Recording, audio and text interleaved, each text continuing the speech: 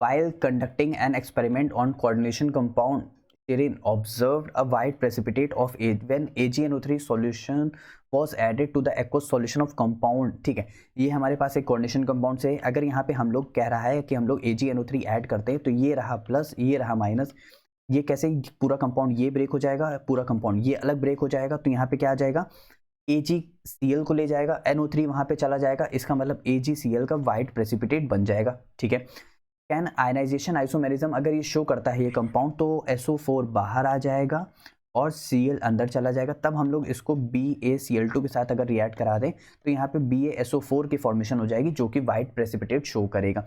IUPAC naming, और चलो सब चीज़ों की बात कर लेते हैं फटाफट। यहाँ पे क्या कह रहे हैं, रिएक्शन ऑफ द कंपाउंड, हमारे पास यही कंपाउंड है, इसको हम लोग AgNO3 के साथ अगर ट्रीट करा रहे हैं तो NO3 आ जाएगा, AgCl हमारा निकल जाएगा, तो AgCl हमारा व्हाइट प्रेसिपिटेट शो करेगा।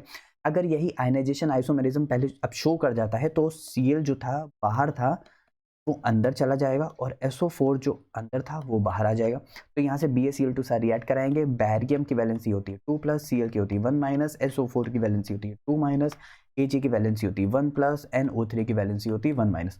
तो यहाँ से क्या हो जाएगा, यहाँ से Cl2 भाई Cl2 वहाँ चला गया, SO4 वहाँ पे आ गया, तो यहाँ से ये चीज़ इसकी फॉर्मेशन हो गई। ठीक है, बैरियम यानी BaSO4 बैरियम सल्फेट निकल गया, प्लस हमारे पास क्या इसका व्हाइट प्रेसिपिटेट बन गया।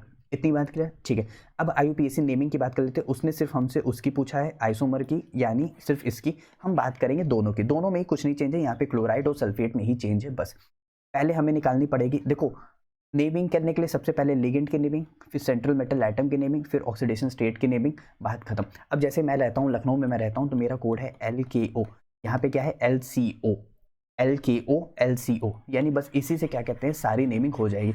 अब कैसे करेंगे, यहाँ पे ध्यान देते हैं, सबसे पहले लिगेंड की नेमिंग। अब यहाँ पे लिगेंड है कौन, ये हैं हमारे पास लिगेंड्स, ये हैं हमारे पास लिगेंड। ठीक है, अब लिगेंड यहाँ पे कौन सा है, ऑक्टाहेड्रल, कैसे, इथाइलिन अमीन 2, ये रहा 3 1 5 और ये रहा 1 6, इसीलिए ऑक्टाहेड्रल 6।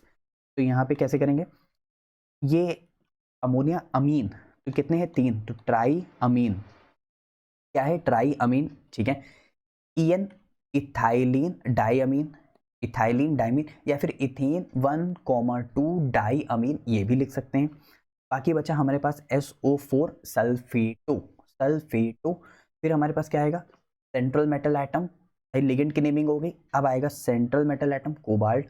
अब आएगा ऑक्सीडेशन स्टेट, ऑक्सीडेशन स्टेट कैसे, ये हमारे पास क्या है न्यूट्रल तो 0, EN क्या है न्यूट्रल तो 0, SO4 के ऊपर चार्ज 2 माइनस, तो यहाँ पे रहेगा -2, क्लोरीन के ऊपर चार्ज है -1 तो इज इक्वल टू 0, तो x इज इक्वल टू हमारे पास कितना 3 आ गया, और रोमन नंबर में लिखेंगे तो 3 हो गया। बाहर है हमारे पास ब्रैकेट के बाहर है क्लोराइड, तो क्लोराइड लिख दिया। ठीक, अब इसके बाद सेम सब कुछ वही है, बस खाली यहाँ पे आ जाएगा सल्फेट।